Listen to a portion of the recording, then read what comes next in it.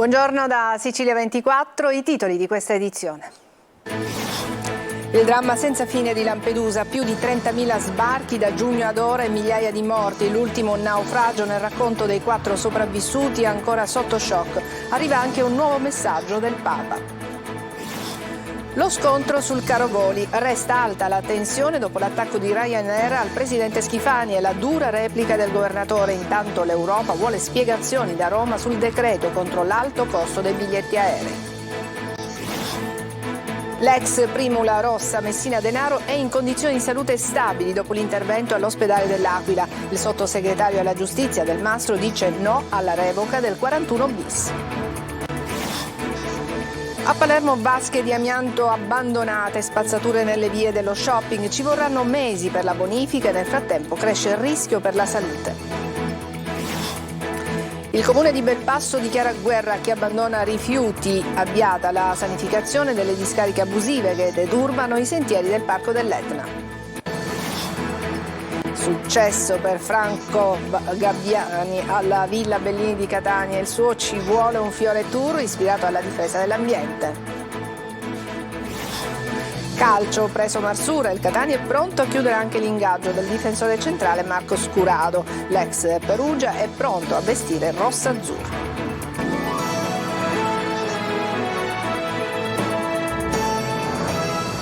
Ben trovati a Sicilia 24. A Lampedusa proseguono gli sbarchi, ma sono anche alti i numeri di chi non riesce ad arrivare. 41 i morti del naufragio, con solo 4 sopravvissuti, hanno raccontato quei momenti di terrore. E su questa tragedia un nuovo messaggio del Papa arriva con parole accorate. Simona Mazzone. Da giugno ai primi di agosto sono oltre 40.000 gli sbarchi a Lampedusa, 23.639 solo a luglio. E purtroppo sono alti anche i numeri dei morti, 1.800 negli ultimi 8 mesi, 160 in questi 4 giorni. Dalla notte scorsa sono stati circa 30 gli approdi sull'isola, dove sono giunte oltre 1.200 persone. Molte di loro però non sono mai arrivate a raggiungere il sogno della terraferma. Uomini, donne, bambini, come quelli a bordo della barca affondata prima di giungere sulla costa. 41 morti e solo 4 sopravvissuti, originari di Costa d'Avorio e Guinea, riusciti a salvarsi perché nella barca alla deriva a cui si sono aggrappati hanno trovato, come loro stessi hanno raccontato ai soccorritori, 4 bottiglie d'acqua e mezza scatola di biscotti. Il loro barchino con 45 persone, fra cui 3 bambini, si è capovolto ed è affondato a causa di una violenta onda dopo circa 6 ore dalla partenza da Sfax.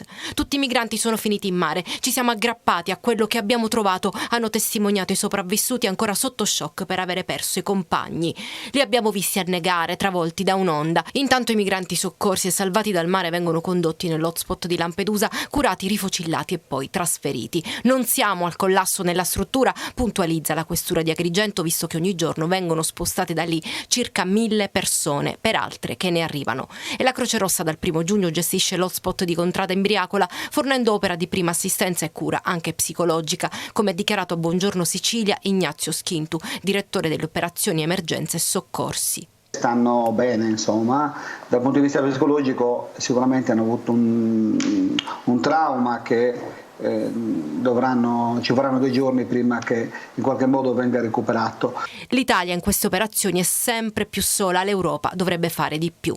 Il vero problema è che l'Europa qualcosa sta facendo, ma proprio in minima parte. L'Italia non può essere lasciata sola in questa emergenza. Sui recenti fatti a Lampedusa è intervenuto il Papa, che in un tweet ha scritto: ho appreso con dolore la notizia di un nuovo naufragio di migranti nel Mediterraneo. Non rimaniamo indifferenti davanti a queste tragedie e preghiamo per le vittime e i loro familiari.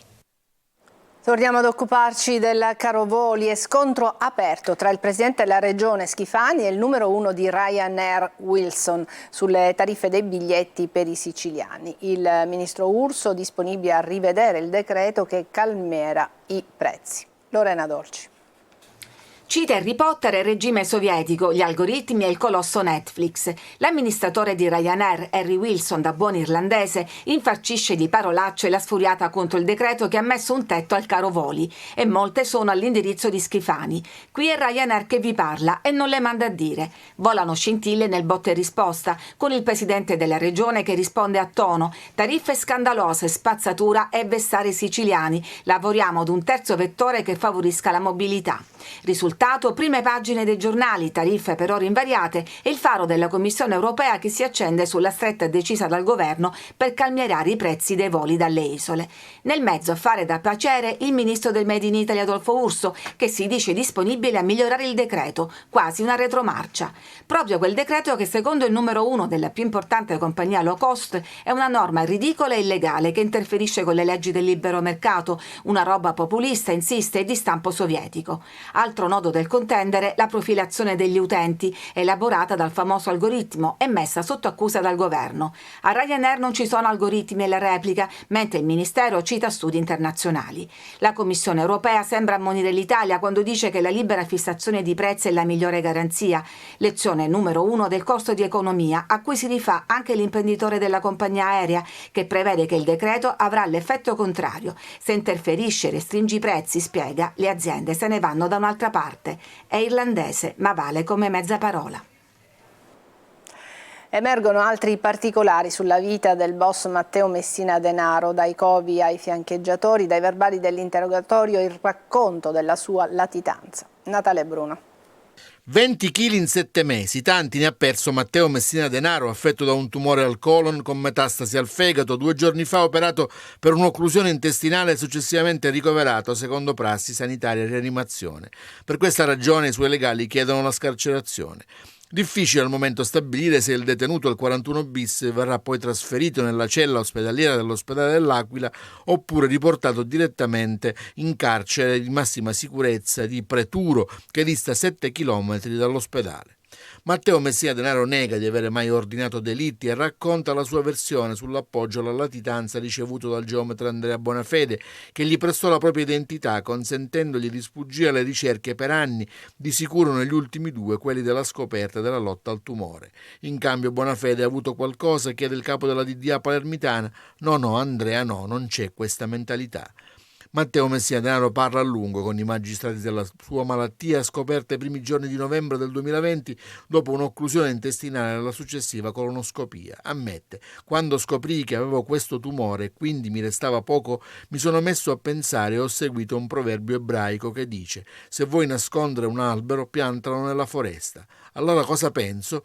Ora che ho la malattia e non posso più stare fuori, devo ritornare qua nel mio ambiente perché mi gestivo meglio, non posso fare alla Provenzano dentro la casupola di campagna con ricotta e cicorie. Da quel momento mi sono messo a fare l'uomo libero. Sono i momenti in cui Matteo Messina Denaro decide di abbandonare la caverna. Ai magistrati Spavaldo dice: voi mi avete preso per la malattia, senza la malattia non mi prendevate. Il boss ergastolano, latitante da 30 anni, offre il suo volto migliore. Io non faccio parte di niente, io sono me stesso, risponde. Ma devo essere un criminale, mi definisco un criminale onesto. Questo è un ossimoro, lei sa cosa significa naturalmente, obietta De Lucia. E il capomafia, rivendicando la sua istruzione e la familiarità con i libri, dice: sì, l'ossimoro, la gelida fiamma. Facevamo sempre questo esempio a scuola. Le condizioni cliniche di Matteo Messina Denaro, alla luce del trattamento sanitario in atto, non costituiscono presupposto per la revoca del regime di detenzione speciale del cosiddetto carcere duro. A sostenerlo è il sottosegretario della Giustizia Andrea Del Mastro delle Vedove. Semmai l'esclusione di atteggiamenti collaborativi di sfida verso lo Stato e la rivendicazione orgogliosa del mancato pentimento sono indici della attuale pericolosità sociale di Matteo Messina Denaro. Cisterne, vasche, pezzi di tettoia, non solo cumuli di immondizia a Palermo, nelle strade della città, e allarme per i rifiuti di amianto. Marco Gulla.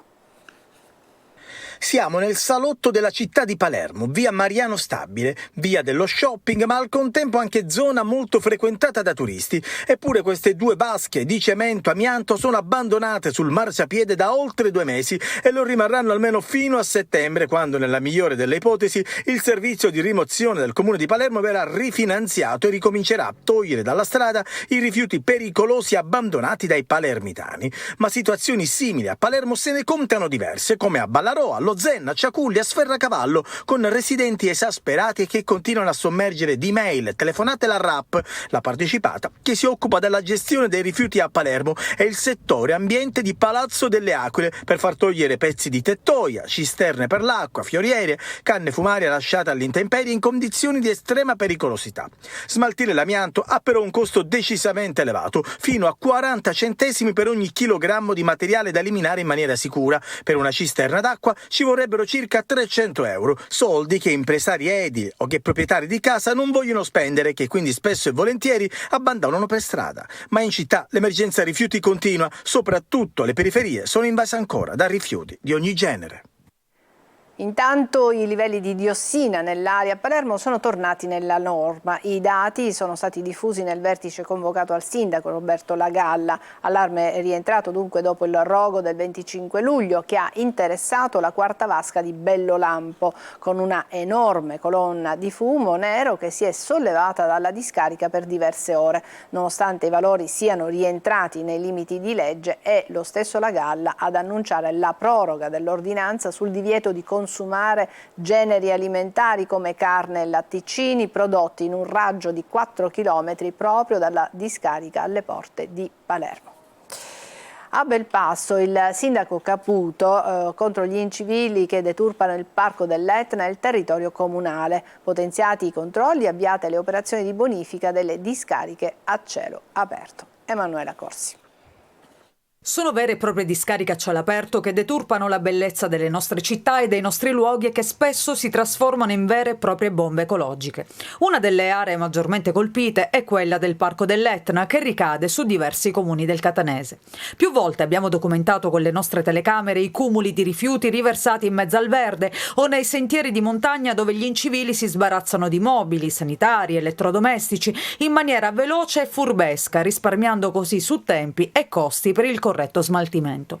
Nel comune di Belpasso il sindaco Carlo Caputo, già presidente del Parco dell'Etna, ha intrapreso una vera e propria battaglia contro gli incivili e ha avviato operazioni di bonifica su tutto il territorio, comunale e non. Abbiamo iniziato il recupero di microdiscariche, il ripristino dei luoghi sia nelle periferie del paese sia lungo le strade provinciali. Poi abbiamo fatto un recupero di microdiscariche anche nella nostra zona industriale, che è presa sempre di mira dagli zozzoni, e l'altro ieri abbiamo iniziato con il recupero di microdiscariche sul Parco dell'Etna. Il primo cittadino, come presidente del parco, aveva più volte denunciato lo stato in cui versavano alcune zone invase dai rifiuti in un'area che da 10 anni è patrimonio dell'UNESCO.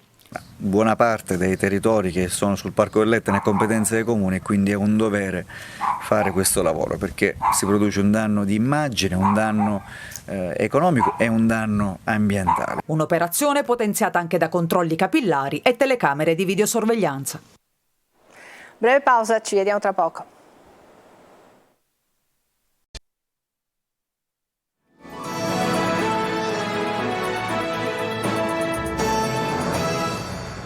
Ed eccoci di nuovo insieme. Francesco Gabbani ha portato un fiore alla Villa Bellini di Catania, una grossa margherita per sensibilizzare il pubblico alle tematiche dell'ambiente. Nel suo concerto una scaletta ricca di successi e la riproposizione di cover di grandi autori. Emanuela Corsi. Per fare un tavolo ci vuole il legno. Francesco Gabbani sbarca in Sicilia con il Ci vuole un fiore tour. Sul palco della Villa Bellini di Catania appare una grossa margherita. L'obiettivo dell'artista toscano è quello di sensibilizzare il pubblico attraverso la musica e le parole sulle tematiche legate all'ambiente e al futuro del nostro pianeta.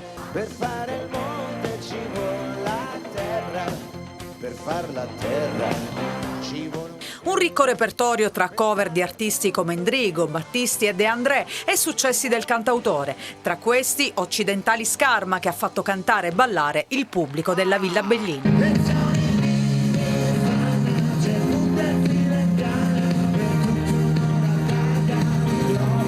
Lo show è prima di tutto un concerto di musica pop, ha detto Gabbani. Sarà un susseguirsi delle canzoni che hanno formato il mio percorso artistico fino ad oggi, affiancate da alcune chicche, che in un modo o nell'altro hanno a che fare con il rapporto con l'ambiente e che descrivono la bellezza della natura e del nostro pianeta. Francesco Gabbani proseguirà il tour in Sicilia con altre 2 tappe, a Noto e a Marsala.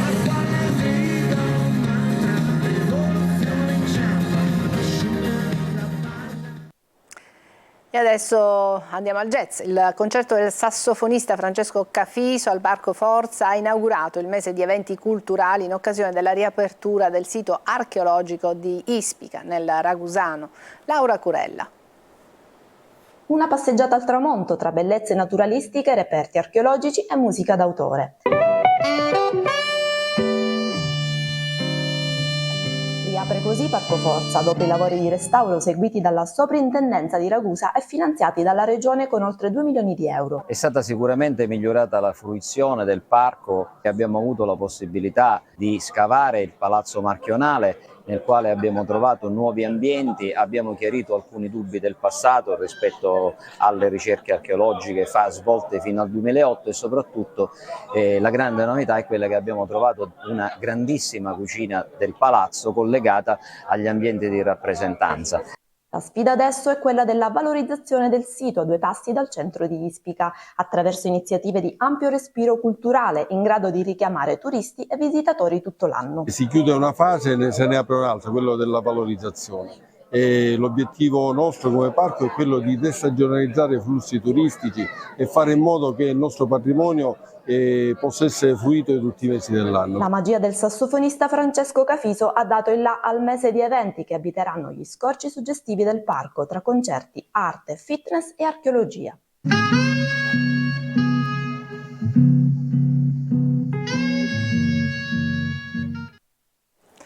Breve pausa e poi il calcio.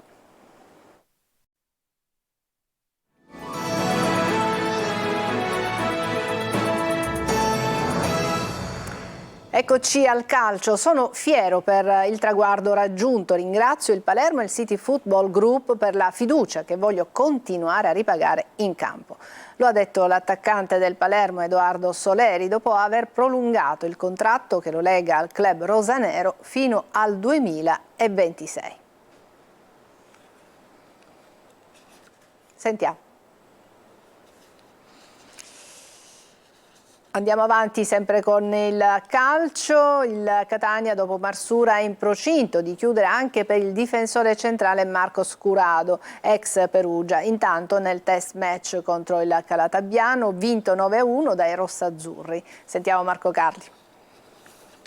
Dal nuovo attaccante esterno al prossimo difensore centrale, il Catania ha ufficializzato il nome di Davide Marsura, l'esterno d'attacco che va a rafforzare il reparto in attesa della prima punta. Marsura, 29enne, arriva in rossazzurro da svincolato dopo aver chiuso il suo rapporto con l'Ascoli. 13 presenze, 3 gol in B la scorsa stagione. Attaccante che ama partire largo per poi accentrarsi, molto abile nel dribbling. Il nuovo acquisto vanta in totale 165 presenze, 21 gol nella serie cadetta e 72 partite, 18 gol in C. Per me questa è una grande opportunità che non ci ho pensato 2 volte prima di accettare questa sfida. Ho voluto legarmi a un progetto così importante per crescere con questa società. Ma c'è di più. Arriva anche il nome di uno dei 2 difensori centrali pronto ad arricchire il reparto arretrato. Si tratta di Marco Scurado, classe 95, argentino, ex Perugia. Proprio qualche giorno fa aveva rescisso il contratto che lo legava alla società biancorossa fino al 30 giugno 2024. Un biennale pronto per lui. In Italia ha giocato con Perugia, appunto, Genoa, Crotone, Frosinone e Avellino. 98 presenze in Serie B e le giovanili trascorse con gli argentini dell'Arsenal. Arsenal. L'idea è chiara: avere giocatori che siano pronti all'uso e che abbiano chance di accompagnare il Catania anche in una categoria superiore. Intanto nel secondo test congiunto, questa volta con il Calatabiano, impegnato nel prossimo campionato di promozione, il Catania ha vinto 9-1. Fra i protagonisti l'australiano Popovic e il serbo Bocic, su quest'ultimo si punta molto, autori di una doppietta come Sarao e De Luca. L'altra rete è stata di Palermo. Abbonamenti infine: dopo la definizione della capienza del Massimino si lavora per predisporre tutto con la società che gestirà la vendita delle tessere. La campagna scatterà probabilmente subito dopo Ferragosto con il diritto di prelazione per i vecchi abbonati. Ancora mercato, ma stavolta andiamo a Messina. Dopo il difensore Pacciardi, il club giallo-rosso ha ufficializzato l'acquisto del centrocampista trentenne Marco Firenze, che ha firmato un contratto annuale. L'attaccante Vincenzo Plescia ha rifiutato la destinazione giallo-rossa. Era l'ultima notizia di questa edizione di Sicilia 24. Grazie per averci seguito. A tutti una buona giornata.